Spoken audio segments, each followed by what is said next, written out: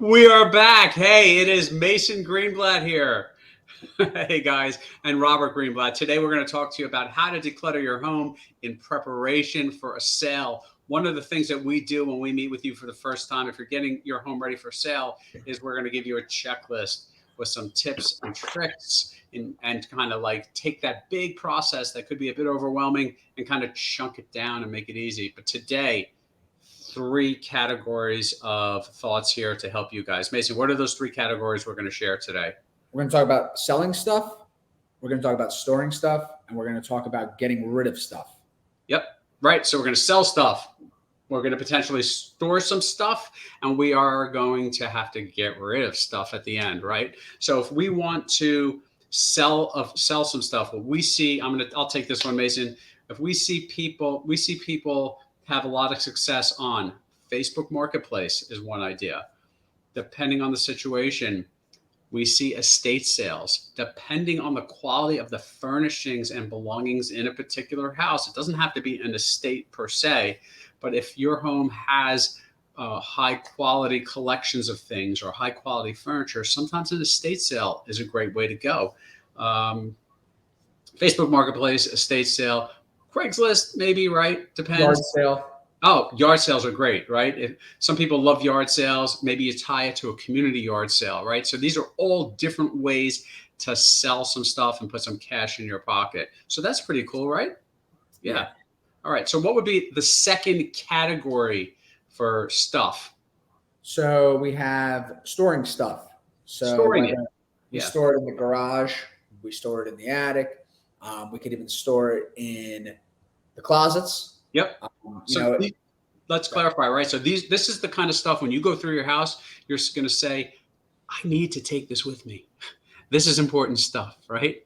Maybe it's family photo albums, important papers, clothes, right? Seasonal clothes. So these are the things you want to take with you, but it's kind of taking up too much space in your house, right? Yeah. So yeah, we were talking about this. So like you said, right, depending on how your attic is set up, you might store it in your attic.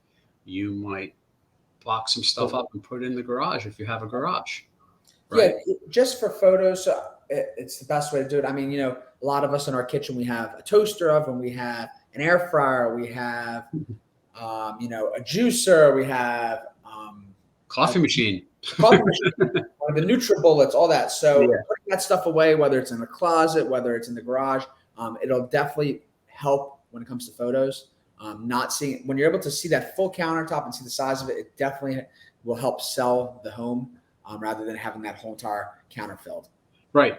And actually, those clear counters in the kitchen, I tell everyone, is the toughest room to prep because we use the kitchen on and off throughout the day. And to your point, Mason, we have all those little appliances, but those are actually pretty easy to deal with in a way, right? Because those you can kind of tuck them in a closet, tuck them underneath in the cabinets. So when that photographer shows up or the guests show up for tours, it's nice and clean looking. And there's a minimal amount of stuff on the countertop, right? Yep. Yeah. So that's for storing stuff. Oh, and by the way, too, in the bigger picture of storing stuff, one thing we didn't tell everybody is, how about those things that we don't need every day? So we may need our coffee machine every day and our air fryer almost every day. But there are things that we don't need every day, maybe some seasonal clothing, maybe some collections of things that are important to us.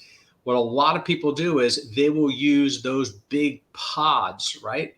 Or pack rats, and they'll get those dropped in the driveway. And then you can put all kinds of stuff in there. The only thing we ask you as your real estate agent is please don't have that dropped into your driveway until we have the photographer shoot the house. Right? It definitely looks better when there's nothing in the driveway. Yeah. When we have a home shot for photos. So that's so we have selling stuff, we have storing stuff, and then what would be the third piece for us, Mason?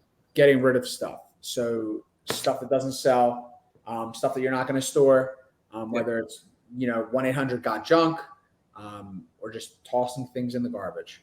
Yep. So, right. So when you're getting rid of stuff at the very end and there's no monetary value or no expected monetary value for you guys, right?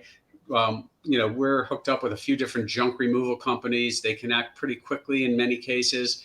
Just getting the stuff out of the house and gone has a real value to us and to you, right?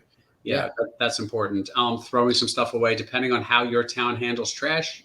Most towns will have some sort of regular bulk trash pickup.